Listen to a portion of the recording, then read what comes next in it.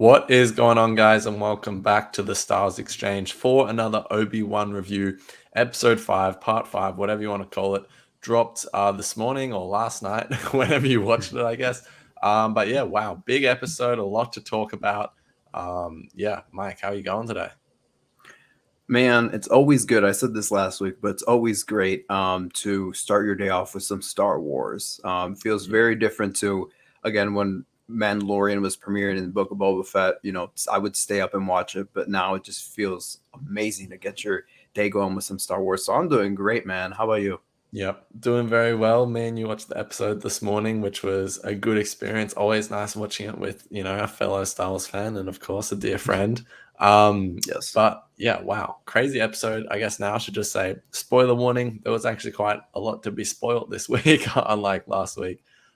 So yeah, now's the warning. Spoilers are ahead. But yeah, let's start with our overall thoughts on episode 5. Mike, what do you think? A lot of people calling this their favorite episode of the series. Do you agree? I would say that this is the one that I just before even prepping the notes for this episode, like our thoughts and stuff, like I just keep cracking away at it and being like, oh, I Mm, forgot this thought. Oh, I yeah, forgot yeah, that thought. I think it's too early to call just because I really like episode 3. It might yeah. be too early, but I think this is this could potentially be my favorite episode yet. I thought we had that amazing flashback at the beginning that was like out of this world. Just because I Oh love that yeah. it served the current story. It just wasn't done for fan service. It really served the current story in a really Mm, unique way. So I thought that was Chef's Kiss. I thought that, this was another episode where I just thought that the visual effects were just not there. And I was like, what is ILM? Like, you just have standards for them. So it was a little bit disappointing. And there was a scene at the end with when the ship was leaving and it just looked like a video game. I'm like, what is going on? Which probably people will compare that scene to a certain video game, which we'll talk about later. But yeah. you know, yeah, it was very weird, and but also what I really loved about this episode was Reva. I thought Moses Ingram was spectacular. I think she Mm, stole the episode this week. Really, I really loved her acting, and I especially love getting into the character of Reva, her backstory, and finally it was long overdue, but I love that it finally came out to the forefront and it was nonetheless epic. And we got Obi-Wan in there kind of almost teaming up with Reva in a way. So very, very, very good things this week. And I think a lot of stuff that we really gotta like dive in and dissect. So I can't wait to do that. But yeah. you and I have like talked somewhat about the episode, but I want to hear your overall thoughts Yeah. and what's running in your head and what you think. Yeah. My overall thought in general is just I really like this episode. I'm not crazy in love with it, but I really like it. I thought it was just Yeah. such an enjoyable 40 minutes of Star Wars. Like the highlight of the episode was the flashback sequence because exactly what you said. It wasn't some just excuse me, it wasn't just some fan servicey thing that they put in because everyone wanted it. It really served the story in a great way. Like the way it just held the whole episode up, like throughout. Every time something would happen, they'd cut back and show how it was almost like even though Anakin seems like the one who's changed the most because he's turned to the dark side and everything, it's like he's almost the one that's changed the least because Ben or Obi-Wan can just predict his every move pretty much, whereas Obi-Wan was the one that had to change what he thought because he's like he knew that Vader thought he was going to do this, but really he was, he knew, it was all a bit of a You're right. mind, it was all a bit of mind games, but Cat and really mouse, enjoy cat and that. mouse. So yeah. So yeah, love that. I agree. Moses Ingram was fantastic. Enjoyed everything that they did with Reva in this episode. I still have some questions and a bit of confusion around it, but I think this episode, if it taught us anything, patience, because the answers will come eventually. But remember this was originally a movie, so they didn't think people would be talking about it week to week. So yeah, patience with your answers, they will come. Reva, solid. The VFX, yeah, I hear a lot of people talk about that. I don't know what it is, but I just don't notice it. I don't know why. I don't know. Like, it's a valid criticism, but I'm just not noticing it like I did in, Book of Boba and The Mandalorian. Because remember, I was the one saying it during Book of Boba. I was like, I can see the volume moving and stuff. But here, Oh, I don't right. know. Don't know why. I just haven't noticed it. But valid criticism. But yeah, overall, just continuing to dig the story they're telling. And while, I remember in the past, certain Star Wars things have just like blown me away. I haven't really had that reaction, but pretty much every week when we Yep. finish the episodes, I'm just like, yeah, that was really good. Like, and it was just this again. Yep. It was definitely one of my favorite episodes. I really love episode 1 and 3 and 2. Like, I mean, they're all great. But yeah, this was a really good episode. But yeah, anything else you want to say about it before we start breaking it all down? Yeah, I would just say this. I don't Yeah, people are calling this the greatest thing ever, like the greatest episode of Star Wars yet, and I definitely not anywhere near there. In my opinion, I think the Marshall's up there and the Believer. I think one of Yeah. those two I would easily pick as the Mm. best live action Star Wars. But I'm with I you. show the part of media. But in terms of this, I think it's I wouldn't even say it's a contender, but I definitely think that this is a very strong example of what they could do when they really like put all the chips in and stuff. And just I came out of this episode being like, have some thoughts about some things, but overall that was a really really good experience, great Yeah. experience. I mean, you and I both we watched it on like FaceTime together, and I like out of the corner of my eye I saw Ari like react at the same time as I did, and we looked at each other like whoa during the Yeah. flashback stuff. The So opening thing, we yeah, were both just like, yes, yes. yes, it was like Yeah. finally Because I was like, what are we doing the on Coruscant? And then when it slowly panned into the room, I was like, yes. Yeah, that was great. So yeah, Yeah. I had to say that because I see a lot of people on social media being like, "This is the best thing ever," or some people being like, "This is the worst thing ever." And I definitely don't think either. Yeah. You and I are really satisfied with what they did this week, and we'll talk more about speculation later. But I'm very interested in how they'll wrap up with the finale, and I'm kind of hesitant, but we'll see. But yeah, I'm ready to dive into some discussion here. Yeah. Something else I just want to mention real quick that I just remembered. A character that I'm randomly really, really liking is Haja. When he came back, I was just like, oh Yes. yes, this guy. Like I don't know why. I think he's great. I know the actor is I've definitely seen him in other stuff. The name is slipping my mind, but brings like a nice level of humor as well. I can't remember the line he said, but something like, oh well that wasn't helpful or whatever it is. And then the guy was like, I don't need your feedback or so I enjoyed him. Also, the Tala sequence where she dies pretty much, even though it was sad, it was actually felt like a powerful moment in the story because we had the whole Wade thing last week, which was just bizarre. But then this was like really Rip felt Wade. like this was an impact and like yeah, just love that. And then yeah, the Grand Inquisitor stuff. I mean, we'll get to all this, but I just yeah, that was an interesting way to choose like that. It was an interesting choice of like the big dramatic moment because for a lot of us, me and Mike especially, we're watching that like, oh, the Grand Inquisitor's alive. No way. I can't believe Right. it. Like it was just, I don't know, but we'll get there.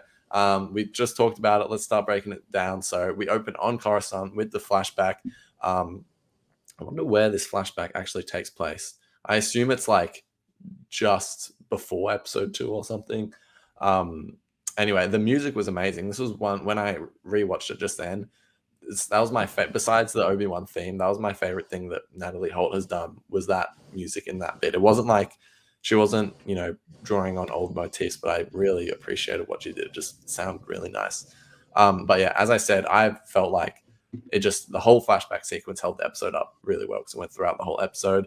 Also, I'm curious, did they de-age Hayden? I really want to know how they did that. I didn't think his face looked weird or anything, but I was like, damn, it looks weirdly accurate because the costumes, the hair, everything was fantastic.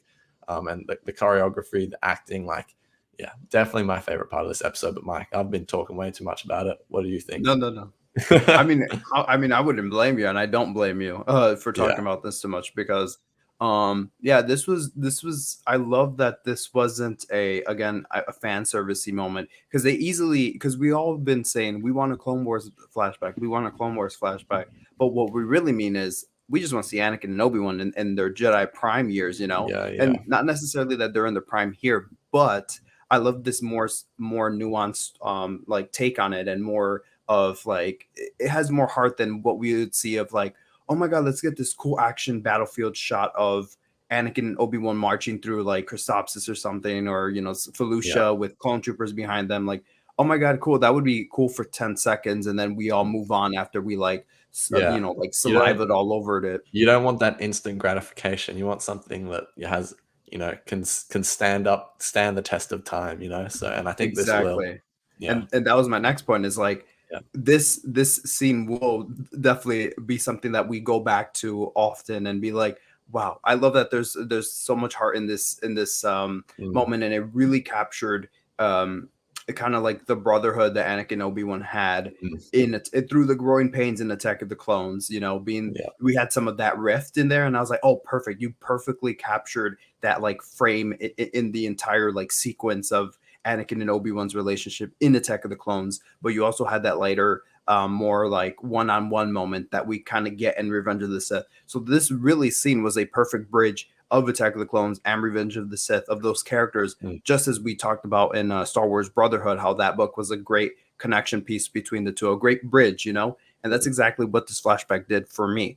And yeah, like I said, both love that it was it was a great callback, and I thought it was, as I mentioned earlier, kind of like um a game of cat and mouse, a game of mm. chess, kind of being like, ooh, I one up you here, one up you there, and then at the end it's ultimately Obi-Wan who pulls that last maneuver, and it's like, beat you again by you not by you letting your Yeah, by you being like confused and you setting your mind on one thing, like I yeah. outbested He you. had tunnel vision. Yeah, Tunnel vision, exactly. yeah, So, yeah, I thought, in terms of how it looked, Coruscant at first looked funky. I was like, "What are we doing here?"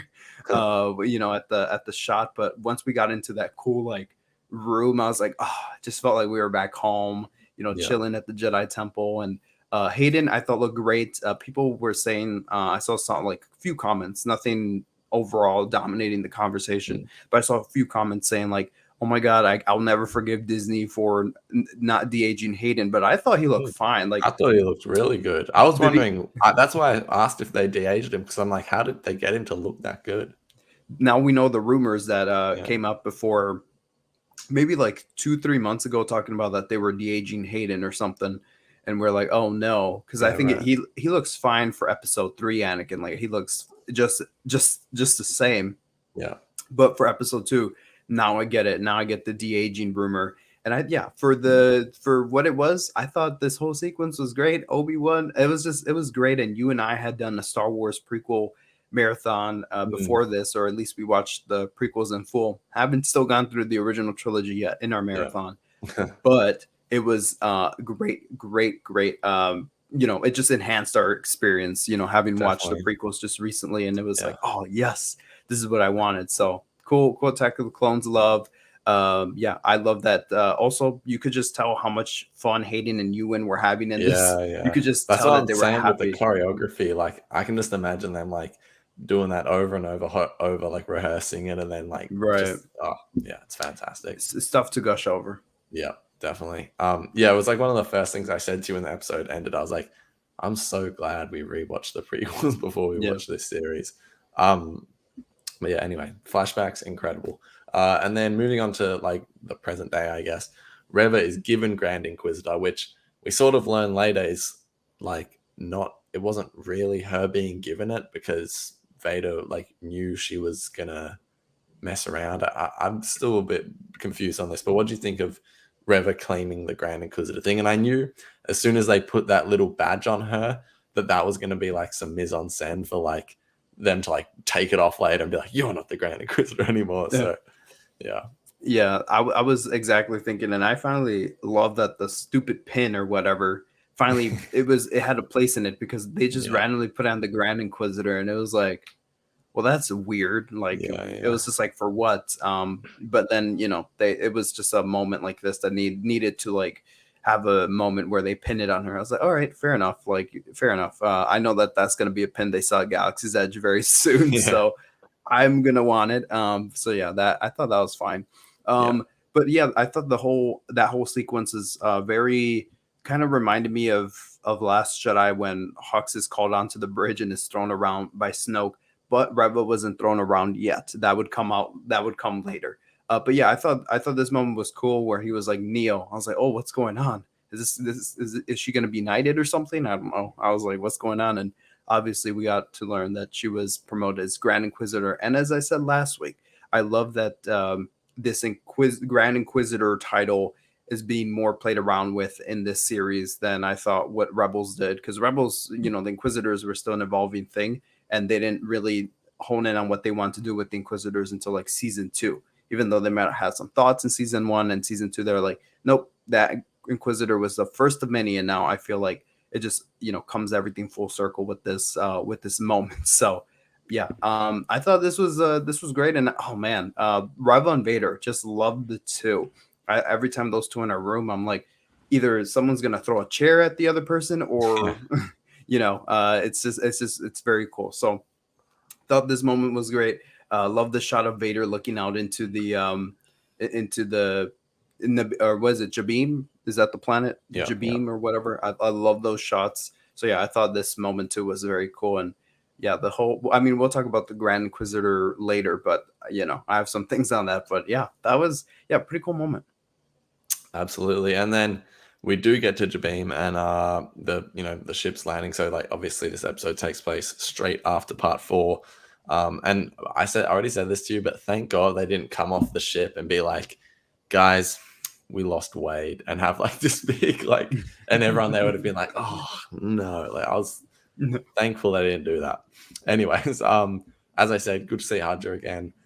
He says like, oh, like after I had that interaction with the scary lady Inquisitor, I don't know, love that guy. I think he's hilarious.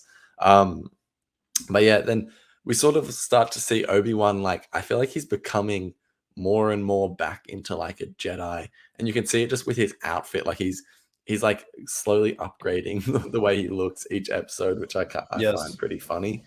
Like he got that nice robe this episode and looks at that big board with all the quotes, I guess, on them. And one that he says out loud, it says, "The light will fade, but is never forgotten." I thought that's just like so well encapsulates like the rebellion, I guess, because it's so like it's like the darkest time in the galaxy, but there's still something. There's always a bit of hope. So I don't know. I like that. I thought that just spoke to the themes of Star Wars as a whole. Yeah, did you like all that stuff with Obi-Wan, like looking through the lightsabers and that? Oh yeah, definitely. I thought yeah, the Wade thing, agree, because I'm like, oh no, the first thing that they come out and say is gonna be, oh, we lost him, and just a very unearned moment from the audience to be Yeah. like, oh, even the last episode. I mean, we talked about a little bit about it last week, but I saw people on social media being having like postmortem thoughts, being like, oh my god, well actually they weren't really trying to make you mourn for Wade, more of like that these people were like first part, first, or they were just like loaders or something, and not they got involved, and you have to like be sad at the loss of innocence or something. And I was like, stop the cap, like stop reaching. It didn't hit that way at all. Yeah. No matter if that was the intention or not, it just didn't. And so I'm glad that oh yeah, this episode was co-written by Andrew Stanton. So I think that's why the episode was this good, because the other guy, Joby Harold or whatever, Harold, I think it's been kind of lackluster with him, but I thought Andrew did a fine job in that. Joby was like, I want to really pay respects to Wade here. And Andrew came in and was like, yeah, we're not doing that. No one So cares about Wade. instead we got the awesome scene with Obi-Wan looking at the wall. And once again, I was like, ooh, cool, a wall. With more quotes that we're gonna get, Cool, a wall. Only in Star Wars.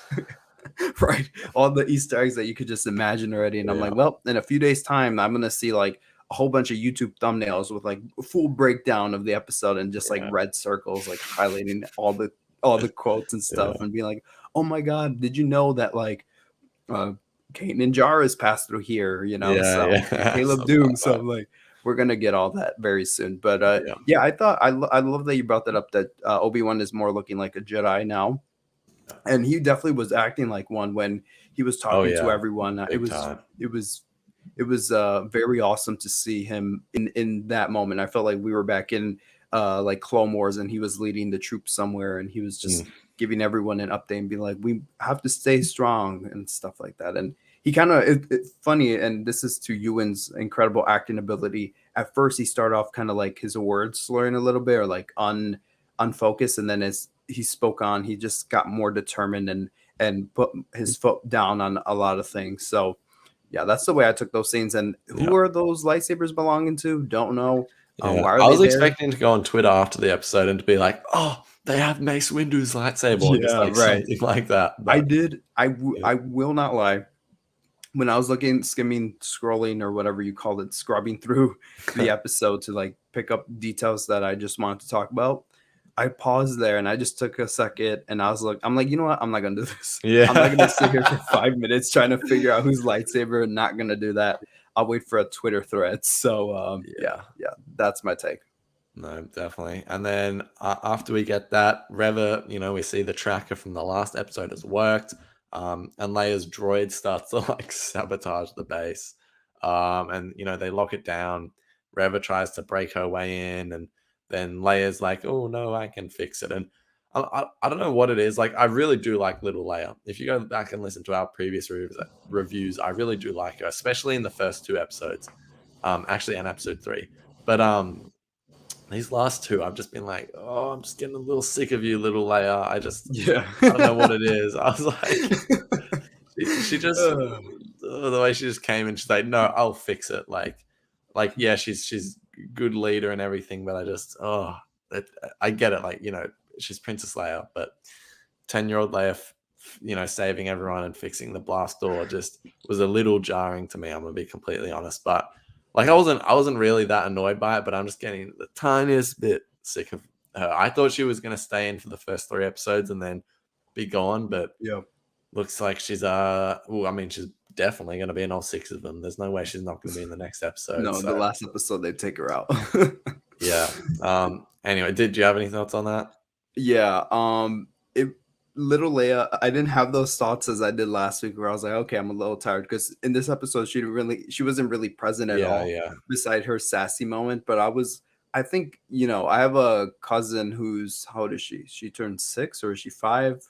One of those, in April. And she like it's so funny because Leia, her sassy Leia being like, I know, or being like, whatever she said to what's that one character's name that she was dealing with at the beginning, uh O'Shea Jackson Jr.'s Oh character, yeah. The name's slipping my mind, but yeah. Ronick or something, Riken? No. maybe. I Roken, I think it's Okay, yeah, Roken. yeah. Yeah.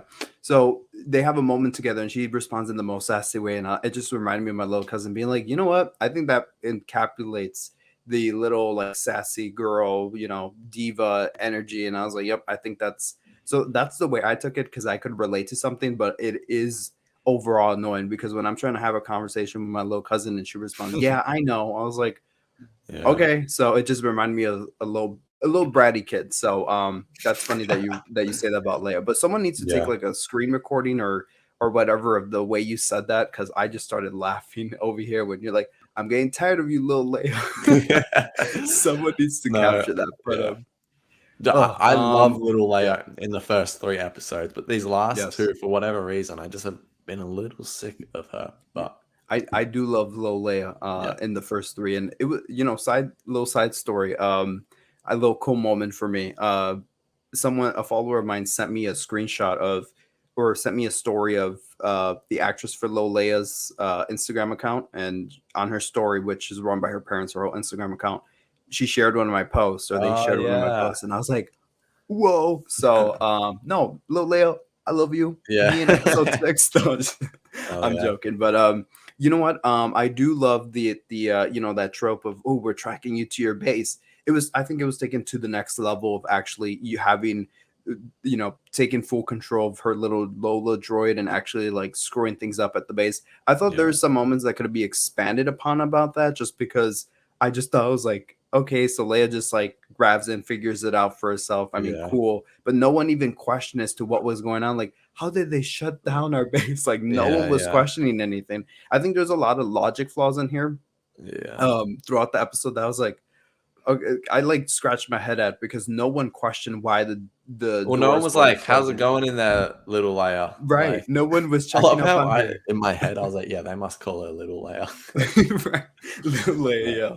Yeah, no, Um, that's we're trademarking that, by the way. yeah. But yeah, You know what I just thought though? yes. On whenever the spoiler lift bans, I'm gonna make a comparison post of Ezra and Leia in the vents because that's immediately what I thought of. That yeah, I was like, this is an Ezra moment right here. that's what I thought of. Yeah. And we also got a Gorel shot on here. And I was like, Yep. Yep. that's when Ezra was up in the vents. So I was like, For this is real. great. For real. I know it Yes. was all coming together. It was all coming together. Rebels moment. We love it. Little Rebels moment.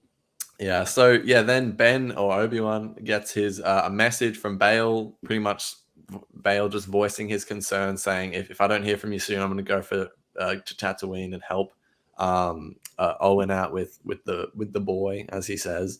So yeah, obviously that came into play later. But then Tala comes in and explains why she does what she does in terms of helping the path out and all that.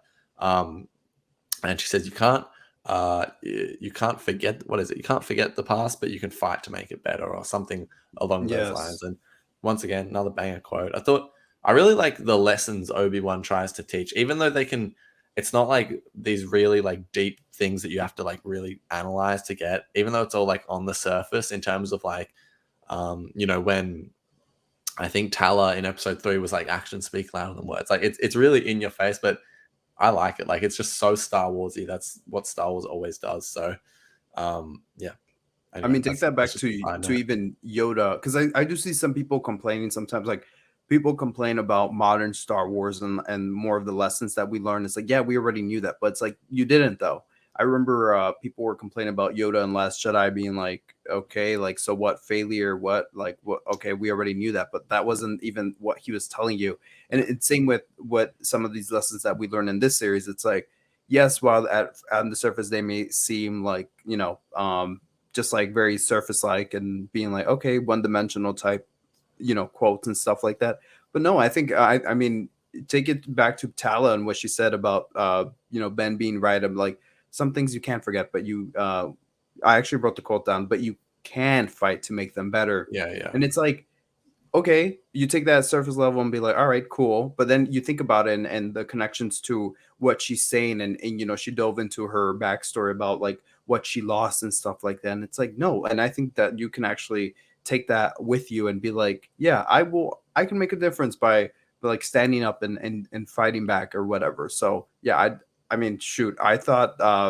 in the earlier episodes, like there was moments that we would get, and it would just hit me a different way given the context of the series and stuff. So yeah, to all those people complaining, if you don't like what they're telling you here, just pick up and read a book, I guess. But yeah. Well, also, I actually don't mind when they repeat lessons. Lessons are allowed to be yeah, repeated. This is a whole new generation of Star Wars fans that are watching, these shows. So repeat lessons, obviously, like try and present them in a way that hasn't been done before in the universe, right. but they're allowed to repeat lessons. Like, and Oh yeah, also that's definitely. kind of the whole thing of Star Wars. Is like there's overriding themes that if they went away from those themes, people would be angry anyway. So it's like you can't really Yep.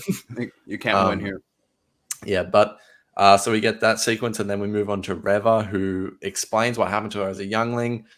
Anakin, slaughtered all her friends, and she pretty much played dead to stay alive. But I think Vader reveals later in the episode that like he knew that was going on, or I don't know if that was in reference to that or just what he knew what was going on in general with, just Reva like planning on backstabbing him. But she survived through her like desire for revenge pretty much on Anakin for killing all her friends, which is fair enough. But then of course, if that's the only thing that's fueling you to live, you're going to go down a dark path, hence her going down to the dark side. And because she ends up being prepared to do what uh what was done to her to others. So it's like, well, you're not like you can, I don't know, it's just classic dark side. I talked about this in the other episodes, but like, yeah, this is just shows this is the path to the dark side. But overall, I liked that we got, at least the start of the explanation, but I still don't understand Reva. Like, what were her plans and intentions? So this horrible thing happened to her. She went down a dark path because of it. She wanted to kill Vader, but then what does Obi-Wan have to do with it? Because was she trying to get Obi-Wan to come and help her get to Anakin or Vader or whatever, and like why was that, and or was she trying to kill both of them because she was mad at Obi-Wan for not stopping Anakin, because she sort of voices that concern a bit. I'm still a little confused, but as I said, patience with answers. We'll see next episode, and yeah, clearly she's still going to be around because she's crawling around, and getting stabbed with a lightsaber means nothing these days. So yeah, what did you think No, of this not at all. Mike? Yeah. I mean, now that I'm thinking, and this could be a reach. This could very be a reach. But what if it turns out that Reva, what did you call her? Did you call her Riva or Reva? Reva, I don't know. Riva, yeah, at this point. But I feel like at the beginning she got Leia to draw Obi-Wan out. But what if her whole plan was to draw Obi-Wan out, or to draw Obi-Wan out, so in response Vader comes out of hiding too? I don't know. Again, Was that could Vader be a ever reach. really in hiding though? He was always sort of just doing his own thing anyway. Well, specifically to get more of his emotional side. That's what I'm thinking, because Oh, okay. I get you. Yeah, to get more of his reckless emotional side, because as we learned in this episode, like as Obi-Wan had that one line at the end being like, oh, that tunnel vision, because you just focus on one thing. So maybe yeah. that's like Obi-Wan was supposed to be like an emotional distraction for Right. Vader, and she was gonna Okay. like swipe in right behind him and strike him. Don't know if that's, again, that could be a reach, but that's just That's my a good theory. That's a good theory. that's just I'd my assumption. subscribe to that. All right, cool. Let us know in the comments what you think. But Yeah. yeah, that's possibly what I can, plausibly conclude to, just because I'm trying to. Me and Ari were talking about this a little bit before we started our recording of this podcast, and we were just trying to kind of sum up of what are Reva's intentions and stuff. What was her plan this time along, this whole time? Yeah. So while Ari was speaking, it just came to me. But I the one scene where that Reva and Obi-Wan have at the hangar bay doors, that was really good. Yeah, it was I thought great. that's when the writing was like, I feel like there's some things that could be drawn a little bit more out, just because I love more of like that dialogue. I prefer dialogue scenes rather than just action scenes, because some of the action scenes in here were just laughably bad, in my opinion. I was like, okay. I mean, you get the whole sequence at the door where they're shooting at it, and Breva is like, I love how ferocious she is, but it's like, girl, you have a lightsaber. Like, what? Then she just did that anyways. And then she that did it anyway. annoy me a little bit. I was like, oh, okay, come on. Yeah, because I mean, at first I could see the whole use of the just chip away at the door. I get it, but it's like, you have a lightsaber, and then she uses it, and it's like, what was that all for? So It again, reminded me of The Last Jedi a lot. This episode reminded me so much of just like definitely the whole third act of The Last Jedi. Yeah, me too, and that's why I was like, oh, is Obi-Wan gonna go out there and do a Luke moment? But not at all. He instead stood behind the door and whispered and made her more angry. So I was like, well, that was great. Good going, Obi-Wan. Nice going, Obi-Wan. Classic Obi-Wan. But also during that sequence, he was swinging his lightsaber around like a baseball bat, and I was like, now I get the complaints for some of the lightsaber sequences in modern Star Wars, just because they're used more like baseball bats rather than like swords or whatnot. So I was like, that looked weird, because he was like, rather than like just deflecting things gracefully, and he was even lifting up his leg, if he was just going for trying to just like go crazy with it. And I was like, all right, I guess that's what we're doing now. So that was a little bit odd to me. I didn't really have a problem with it, but I just thought it was like, I was like, it just took me out for a second. And I'm like, what is going on here?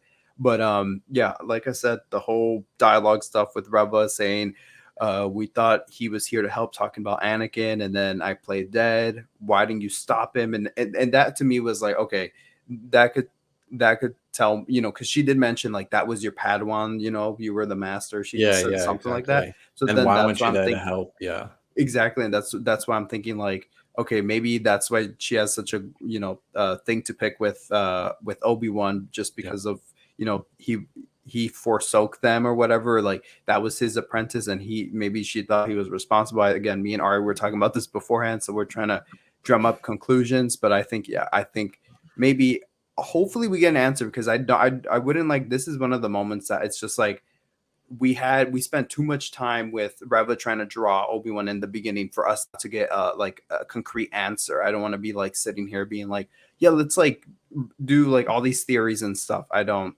usually I'm some things could be left unsaid, but this is one of the moments where I'm like, please tell us. But if you guys have a better theory, if you're watching on YouTube, I'm let curious us to see know. what the internet comes up with over the week. Yeah, And I'm something else curious. just with this whole sequel was the actual flashback. Once again, good to see Hayden Christensen, without the suit on, with his face and everything. But Yes. it was pretty haunting.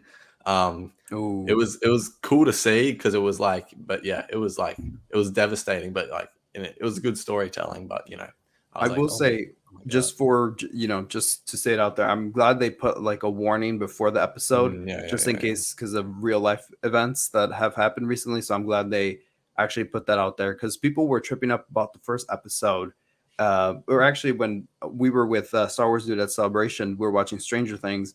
They had a similar sequence at the very beginning, but they put a warning before the episode started. And Yeah. then in the same day, Obi-Wan premiered, and people were like, damn, there wasn't a warning for this at the Mm, beginning of Order 66, but they put a warning here. So that was good. They did that. But yeah, as you said, that was very, very devastating. And as the episode went on, we got more flashbacks to that. And yeah, I'm mm. just glad that they finally, it's only the 5th episode of a 6-part series, but I'm glad they finally honed in on, we all knew.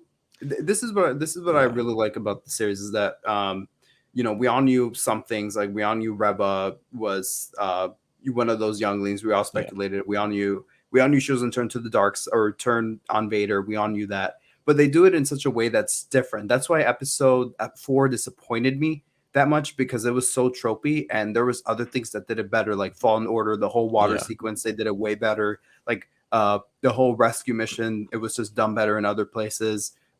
So here it was like, yes, did Reva turn like the like Trilla from Fallen Order? Yes, but for a different reason. And it was, I love Reva's turn way better. It was more like, ooh, like a big shocker, rather than like, ooh, oh, kind of, they've done it better other places, or they've done it better in other media before. But yeah, here, this is why I like the some of the writing in the series, where I'm like, yeah, like it's its own spin. It feels original, as same as Ari saying about the lessons. Like you're allowed to repeat lessons, but just make them different.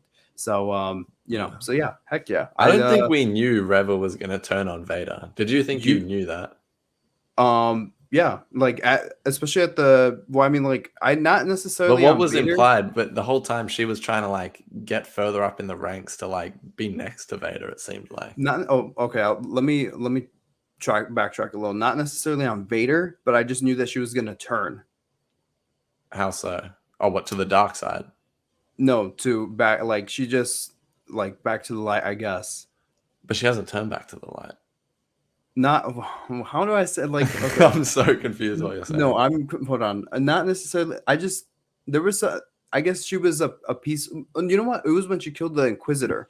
Supposedly she killed the Grand Inquisitor. Where I was like, there's something up with her. Where I don't think that she's gonna like fall through in terms of being like Vader's right hand, even though she was claiming to be. Like I felt like she was like, I don't know what put it in my head. I think it was not necessarily the series, to be honest. I think it was more people speculating. Like I hope they don't, because that was a big thing at the beginning of the series. People being like, "I hope," because she was such a wild card. Like people were Yeah. like, "Oh, I hope that she doesn't. It's not another Trilla case." I guess another. I guess it was more like social media commentary that was making me like turn that way. And I was like, I see it, and if they did it, I would love it to be different. So when they did do it here and it was different, I was like, okay, cool. So I don't know. Not that I was like all like expecting it at like 100%, but I did have in the back of my mind that I was like, that's in the cards, that's gonna happen, and if it does, I won't be mad. And yeah, But what was going to happen? I still I don't get what you're saying. Reva basically just like turning. Not, I don't know.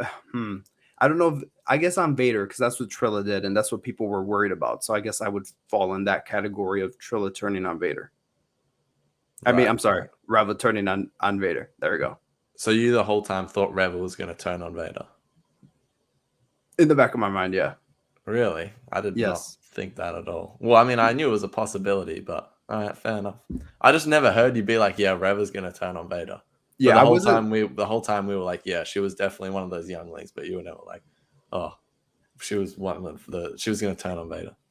And you know what? It's I'm just trying because, to and pick your also, brain here. I'm not criticizing no, you. no, no. It's Just all no, it's all good because you're making yeah, me think back now to yeah, yeah, I've I forget a lot of things, but you just helped me remember that her emotional state with Obi-Wan, like what, yeah. like the Right, whole thing of her being like having like a personal vengeance against Obi-Wan always made right. me think like, why do you care about Obi-Wan so much? And if I knew that she was going to be an emotional piece to the story of just whatever she had going on with Obi-Wan. Okay, So that when, makes a lot more sense. Yeah, yeah. yes, I know what that's you're no, saying thank now. you. Like she was Thank, very involved in like Anakin and Obi-Wan. She was more than just like yes, another Inquisitor. All right, that makes yes, complete sense. I'm exactly. glad we And went down that rabbit hole because I was when I'm you said glad. it, I was like, "What is he talking about?" No, no, no. Okay, Thank you for doing that because again, yeah, that's that moment that Reva and Obi-Wan have. I was like, yes, this is what I was kind of hoping for yeah. because also I'm with Reva you. was just thrown Yeah, in the yeah, yeah. promo so much. So I was like, what is going on with this character? So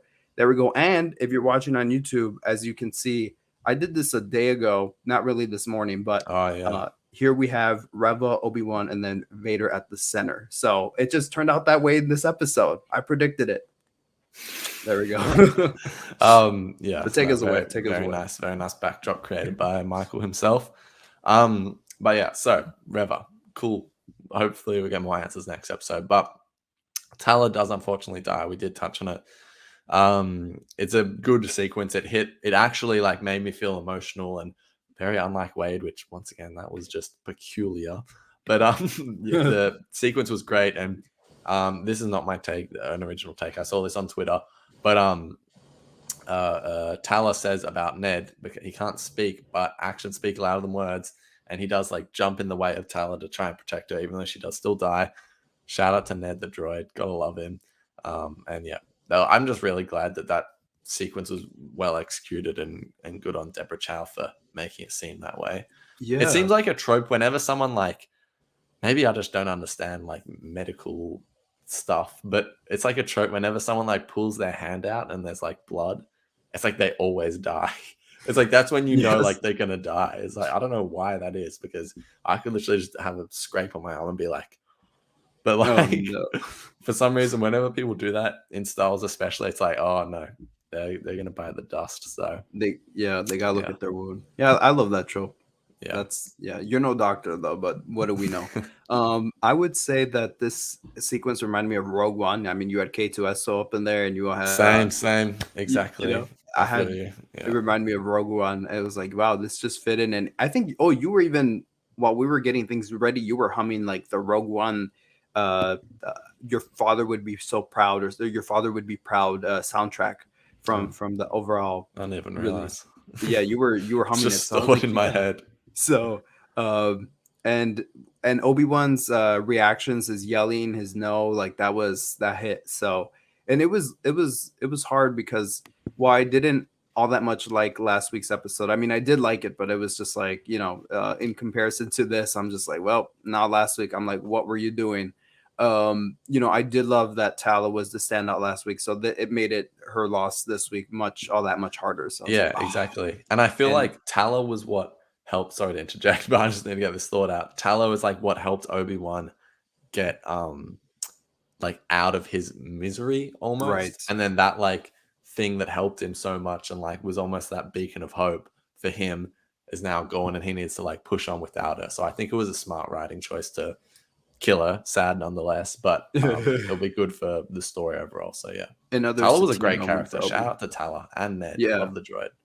yeah. And I think just my point was my final point on this was it just hit because of all the like work that she's done, all the good work that she's done for society and stuff, and to Yeah, have yeah, her just go out like that, it was like, oh, so yeah, very yeah. crushing and uh, kind of needed for Obi-Wan's character right now. But yeah, But it felt right because she was talking about how like the reason I do this is because I'm trying to like make amends for what I saw, even though I don't think it was necessarily her fault. The fact that she had to witness that, she was like, I'm never going to let that happen again. And she makes the ultimate sacrifice to make sure that doesn't happen again. So Yes. good full circle moment. Yeah, Obi-Wan gives all this stuff to Hadja, his lightsaber, his communicating thing, and surrenders himself, and says there are other ways to fight without a weapon, which, we see play out in the flashbacks. And in the flashbacks, a quote that I just had to write down and shout out was, "Your need for victory blinds you," which once again talks about that tunnel vision at the end of the episode when he uses the Force trying to pull down the shuttle. He's just so focused on that he doesn't realize that there was another one right there that just Right. So yeah, classic dark side. Love that. The show just, so you're gonna just notice me do this all the time if you've been listening to our reviews.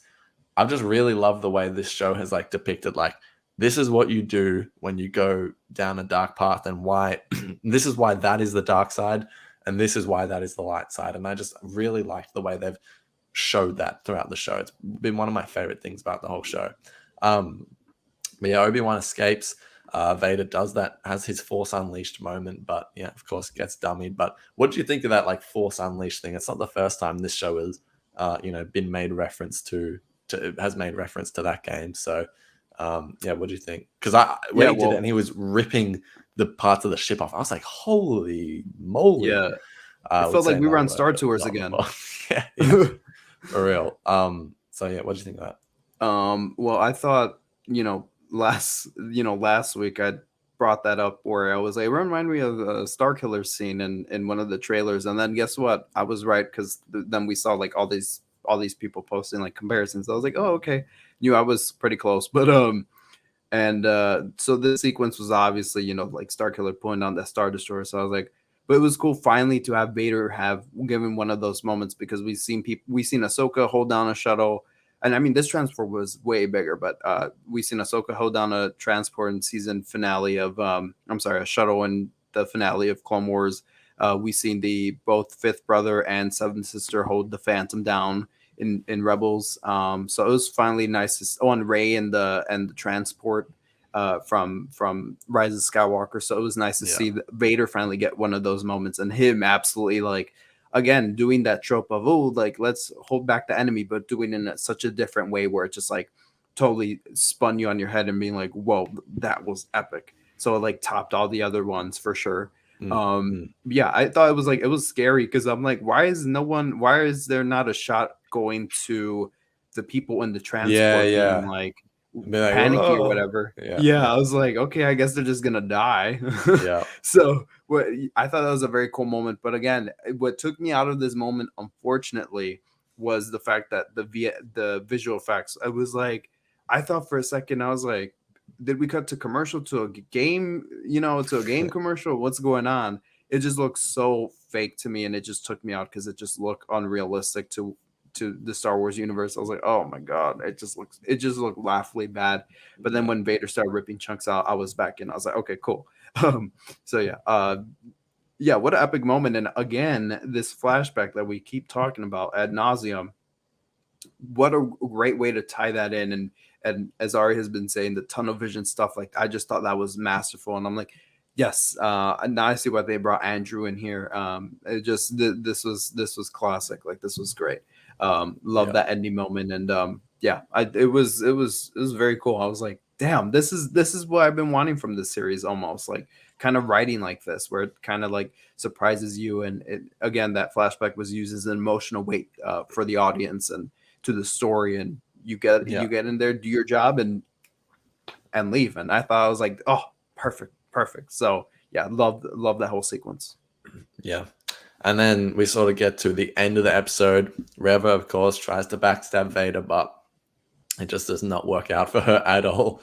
As he pretty much just like, I just felt like he was toying with her this whole fight, just doing this little like with the Force, like keeping the lightsaber off of himself.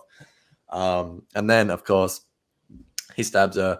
The Grand Inquisitor walks in, but I talked to you about this. Shocking. We really just didn't get that moment of like, oh no way, that guy's still alive. Like, that's why I find it interesting why they chose like him to be that character. Like, I get why in the context of Star Wars, but in the context of making this show, like, for the fans, like as in like having its intended effect on the fans.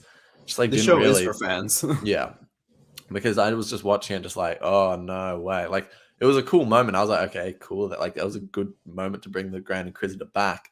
However, I was still just like, oh okay, he's back, like crazy. Because I can imagine if we didn't know the Grand Inquisitor, we all would have thought he was dead. We all would have thought he was dead. That he hasn't appeared since that moment, and then we would have been like, oh no way, that guy's still alive. Whoever they could have put in his place. So that was somewhat disappointing, but for the most part, really liked this sequence. And then of course Reva getting stabbed means nothing nowadays. So she finds Bale's message to Obi-Wan. She knows about Luke. We'll talk about where that's going. But yeah, what do you think of this whole thing? I will say this fighting was phenomenal. Yeah. I thought this I think this was my moment of the episode where I was like, whoa. Just Yeah. because I thought the way Vader was handling himself was, Vader like an epic and not even having to like move a finger, which was awesome. However, he didn't even take out his lightsaber at all. He broke hers, I think. Didn't he? Didn't he like snap it and then use Yeah. one and he gave her the other? Yeah. I thought that was great. And so he thought he killed her with one blade. But at the end, it looked like she still had her hilt intact. Hmm. So I don't Yeah, I'm know not sure. what what that was or something. I gotta go back, or because I'm sure it wasn't an editing issue unless it was, and that's pretty obvious, and that's like what the heck. But gotta go back and see what it was. But yeah, I thought the fighting was very great. I thought this is where the shaky cam that they've been using that has been nauseating at most of the time. I thought this was another perfect use of it. The other perfect use of it was when Vader was storming down the hallway and like choked Reva in the last episode. Like that was like, oh, perfect in character. So it was very in character in here, and it was a wild, good fight. And like I said, it was cool seeing Reva go up against Vader and her not standing up a chance. And love when it cut, when Vader was about to stab Reva, it like cut into that flashback and that she was having them where she like, I guess, saw one of her people get cut, or because she said she acted dead, so I don't think she had an encounter with Anakin like that. Yeah. But yeah, it was cool how that all like tied up pretty well. But yeah, that fight. I got to go back and watch it. That was really, really well done, and I was like, oh, now this is what I'm talking about. Yeah. That was great. No, for real. And but Reva's or the, I'm very curious as to how this will play out because I was hoping, not that they killed her off, or they could have easily wrote her off and be like, well, we're sending you elsewhere or whatever, because I would love to see Reva in the future. But I'm very curious as to, where Reva goes from here. I guess, I mean, how someone in my Instagram comments, I read some of, just to get a grasp of what people were saying.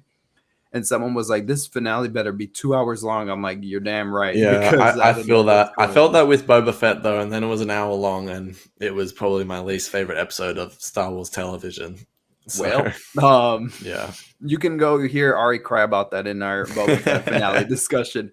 But Oh god, yeah, I'm scared that the next episode won't even be an hour long. But there's I that. doubt it. I bet it's going to be like 50 minutes. I'm putting that now. No, let's make exact predictions. I'm actually going to go. It's going to be 52 minutes. Like on Disney Plus, it'll say 52 minutes. So that's I'm really gonna go like for 45. I'm gonna go for 56. Okay, But right. We'll come back next week and see this who was episode, right. all right, I'm gonna write that down. I said 56. You said what, 52? Yeah, yeah. All right. How about y'all in the comments right now? Yeah. Just Everyone, comment. everyone, make a prediction. What's the time length going to say on Disney Plus? Do it. But you know what? Last week, was it last week? No. Oh, no. This week, this episode, 43 minutes, right? And Yeah. when I was looking at the episode, like I think the overall length of the episode was only like 38 because the credits are Yeah, so long. I was exactly. like, oh, And the recap goes for 2 minutes at the start. So oh, I forgot that they do a yeah. recap at the So it's start. like 36-ish minutes episode. Yeah. Yeah. So yeah. So I'm last like, week's episode was like barely 30 minutes. barely, and this one was 36. And like I said, Yeah. I understand that they right now they're in the Disney Plus state is quantity over quality, really.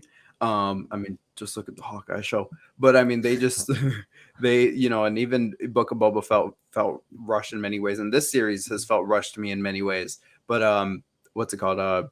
I just feel like if they just even spent like just like 30 more seconds, just Reva and Obi-Wan talking, it would make all the much more Yeah, difference. I feel that. I So, feel that. oh man, I felt like some things could have definitely been drawn out because everything was moving so fast. But even then, I thought the pacing was just fine. I was like, oh, this is I love cutting back to Vader in the flashbacks and then back to Obi-Wan. And then we got some Leia and Lola there. But yeah, that neatly done. Neatly done. Yeah. And yeah.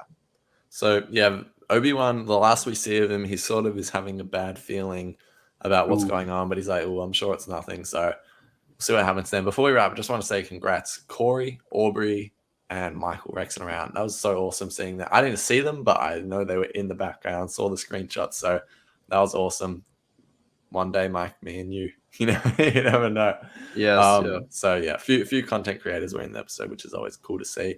It's the Star Wars giving back to its creator, not its creators. It's, how would you describe them? Influencers, Yeah. I guess. I don't know. I They're would say content creators. Yeah. Yeah, I would say creators. Um, Yeah. yeah. Leaders in So the community. yeah, for sure. And then so I guess the biggest question is, what will Reva do going forward with the information she's We'll fix learned? that in post. Yeah. So she now knows about. Well, I mean, what does she really know? She knows Owen. She remembers Owen from the start. I'd assume Right. she'd remember that. So she's I don't know. We'll see what's going to happen. But what do you think? Yeah, it definitely took me back to the Owen thing because I'm like, does she even know what they're talking about? Like Yeah. Tatooine, yeah, she's been there, and then Bale mentions Owen. I was like, oh, great, great, because I definitely want to see Owen back and see what they do, and I want to see some Aunt Beru, please, because they hyped up recasting her, and she's doing the same thing she did in the last time she appeared in Star Wars. Absolutely nothing. So I would like to see her do something here. But Rava, I'm very curious as to what she's doing because it seemed like she let Obi-Wan go because she's like, oh, like go stand in there, like just troopers take him, and it's like she knew he was gonna escape. I think she knew. Like there's no way she didn't know that two stormtroopers are gonna hold a Jedi when she could barely hold one. So it's like she knew what was gonna happen. I think that's what they were trying to imply. Yeah. So I don't know if she's gonna side with Obi-Wan here and intervene or what she's going to do with what she's going to do with Luke. Is she going to because Vader doesn't know the children, and Bale, as you brought up earlier, Bale was like sent a distress message to Obi-Wan. So I'm very curious as to how these things will wrap up. I'm not too certain into Reva's intentions, and I don't want to like theorize and then get upset next week. Like, oh, my theory didn't come true. Set up expectations. Yeah, I don't want to set up expectations. I'm barely. I don't even want to set the expectation that this damn finale is gonna be an hour long. You see, we're lowballing here. We're like 52 minutes, 56. So, I'm not. I don't know. I would have to say I'm not gonna really comment on that other than let's see what she does because again, I don't want to speculate and then get disappointed for the finale because the finale is the finally closing piece of the series that's going to really put a finger on whether I like the series overall or just thought it was okay. So I don't really have a prediction because it really all depends on what does Reva want to do with the information. Does she want to help Obi-Wan almost? But then if she wants to help Obi-Wan, she'll just be like, okay, I won't say anything. Like, but then at the same time, is someone really going to wander around the galaxy knowing about Luke and Leia and not saying anything? She's a dark side user. Or is she going to like blackmail Obi-Wan, be like, go and kill Vader, or I'll tell him about like that, or like who knows? That's what I was just thinking. I think she's gonna use now the boy to draw Obi-Wan out in a way to either blackmail him or get him back to Tatooine or something. I don't know, but it's very interesting. Like I said, I love Reva because she's such a wild card, and I rather love having these type of speculation conversations, even though I really don't want to, just because I don't want to set my expectations so high. But I like these conversations having to do with Reva rather than like Boba Fett, like, oh, is he gonna take back his village? Like, I like this, where it's like talking about like, oh, what is Reva gonna do? What are her doings? Whatever. Well, it's just like once again, we really don't know what's gonna happen. I felt that last week, and I feel it again this week. Like, it all just boils down to what does Reva want, because Obi-Wan is off. Vader is sort of, he's lost him. It's what does Reva do with that information? It's all going to come down to her, really. So we will find out next week. And will Vader and Obi-Wan finally have another ultimate showdown? Because I feel like episode 3, that can't be it. That can't be it. So we'll see in I hope episode not. 6. I'm almost certain they'll have some sort of showdown. Yeah. So they have to meet somehow. Hopefully it's not on Tatooine, because that would be a bit strange in terms of like the canon and whatnot. But before we do wrap up, overall rating of the episode, Mike, what are you giving it? I'll have to be definitive here. Right now, I'd probably say freak. It's just so many things there's things that took me out of the episode, like just the buffoonery with the door and then also the door closing and people not knowing what was going on, and just the stormtroopers and just look like cannon fodder. I mean, and that's what they are. That's the purpose they serve. But I was just like, there's no point in them storming in anywhere. And it just, the shots of everything just look so goofy to me. But overall, like, again, I said, the thing that keeps like I keep coming back to being like, oh, that was just amazing, was the flashback, Vader, Obi-Wan. So I would probably say this episode was like a solid 8 out of 10, or even I would probably say an 8.5, but I think I'm going to stick to the 8 out of 10. Yeah. How about you? It's an easy 8 for me. Like, just as soon as I thought about rating, I was like, this is an 8. This is a solid 8. Oh, so, really? Okay. So we're kind of same page this week then. Yeah, somewhat. Yeah. But yeah, any closing thoughts before we wrap up? Yeah. I have some. Again, I just want to recap. Not the greatest episode of Star Wars TV, not the worst either. I put up on my story, I said, because this still very much looks like a fan film. This nowhere even looks like the production quality of The Mandalorian, or even some scenes of Book of Boba Fett. And the whole thing, they were in a rebel base, like a little outpost, a little depot. So you think, okay, it's all practical, it's all sets. Like, we're gonna spend most of our money on making these ships look real. There's a bit of an overuse of the volume. Yeah. Yeah. So it's just it just takes me out, because I know what Star Wars can be, and Star Wars has shown us time and time again what it can do. And I mean, you look at episodes like The Believer, The Marshal, and you're like, wow, like, you're just like, that's a spectacle. So that's what you kind of have to expect, or have come to expect. So here, again, not the greatest episode, and as I was saying, I think that the series still very much looks like a fan film, at least like some of the stuff that we've been getting in this episode, some of the stuff we got, but it's definitely not written like one. As we said, the narrative is holding it up. I thought that the writing in this episode was exceptional, was phenomenal. If anything, I thought they could have easily gone for like, let's just make fans happy, right? Let's just do a flashback sequence like they all want. But no, they actually had weight to it. It had added to the story, and held the narrative together. And if anything, that was like the central piece of what was going on. So honestly, respect them for that. And I love that we were all like, ooh, let's see a Clone Wars flashback. That's not what we got, but we got an even better flashback with and something that advances both their characters as well. And as I said at the start of the episode, love that this is that flashback sequence carries both the Obi-Wan Anakin, the little the love-hate relationship they have in Attack of the Clones. It has that characterization in it, but it also has that like more brotherhood characterization that they receive in Revenge of the Sith. And I just thought it was a perfect melding of the two. So there's my take. I thought this episode was fine. Before Ari gives his, I just want to say, let us know in the comments what you thought of the episode. I'm curious as to, reading more of what you guys have to say and stuff. And we're actually behind the comments. We have to get caught up with that. We've been so busy, but Sissy, tell us what you guys thought of the episode. We definitely want to hear. And now, Ari, what are your final thoughts on the episode? Yeah, I mean, very solid. So far the series hasn't blown me away, but I've just been like, it's just been great. Like, I've just really enjoyed pretty much everything they've done. The narrative, the VFX,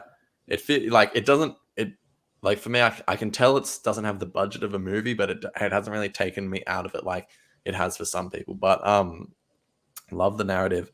Can't wait to see what I guess Reva decides next week and how that's going to impact Vader and Obi-Wan. Flashbacks were the highlight of this episode, but Yes. overall, another great time with Obi-Wan. I can't wait for the series to be done so I can go back and just watch them all as a movie. So Yes. 8 out of 10, good stuff. Can't wait for the finale next week. Oh, we should really have announced this earlier, but we are doing a live stream next week. So the podcast I'm not sure what time we'll do it. We might do it in the evening. We have to talk about that during the week, but special guest coming on. We won't say yet because we need to confirm that he still can, but I'm sure it's a he. It should go. Oh, there you go. Yeah. Special guest live stream next week for the Obi-Wan finale. Can't wait for that. But yeah, Mike, I think that just about wraps us up for the day. Yes, it does. Thank you all for joining us on this episode 5 discussion of Obi-Wan Kenobi. As we said earlier, let us know what you thought of the episode in our YouTube comments. We like to read and engage with y'all as always. If you're listening on Apple, Spotify, please drop a review, rate us, subscribe to the podcast because we still have the finale to cover and you want to make sure you're going to be listening. And if you want to join us for that live stream, as Ari just said, make sure you go to our YouTube channel, The Star Wars Exchange, and subscribe because we're going to be doing a live stream. And in those live streams, as if you're a follower of ours for a while, you know that we actually engage the entire time with you guys. While yes, we have our discussions, we always have throughout the episode, we have segments where we just go to the comments and read what you guys are saying. So really, you guys are helping us navigate through the discussion. So join us, make sure you're there and all that. And make sure if you watch this video on YouTube, drop a like and make sure that button right there underneath is subscribe. It says that you're subscribed. And if you want to make sure you're up to date on all the things that we're doing, make sure to follow us on Instagram at our main page, the SW Exchange. We just keep posting pictures of celebration and whatnot. We just posted one of us with Daniel Jose Older, who we got to interview on this very podcast. So go check that out. And we just hit 230 followers, which is 240 this morning, actually. Yeah. Oh, 240. Yeah. So now we're at 240. Make sure we hit 250 sometime soon because that's awesome. I mean, it's just all the people that are following it are really people who are listening to the podcast every week. So that's just amazing. That boggles my mind. So make sure you do that. Ari, if they're not following us on the Instagram page to see what you're doing, where can they follow you? Follow me on Instagram at @StarWars_exchange. Where can people find you? People can find me _Star Wars on Instagram and on Twitter. But yeah, catch me on Instagram because that's where my home is. But yeah, that's where you guys can find me. So yeah, make sure you guys do all that. Make sure you get the checklist done. Ari and I have some things to straighten out before the finale in terms of streaming, but we'll announce things here on the YouTube channels in the community tab, and we'll also post on Instagram to let you guys know. All right, guys, that does it for us. Again, let us know what you thought of Obi-Wan and in the comment section, and make sure you do all the stuff. Follow us, be our friends. And until next time, may the Force be with you. Adios. See ya.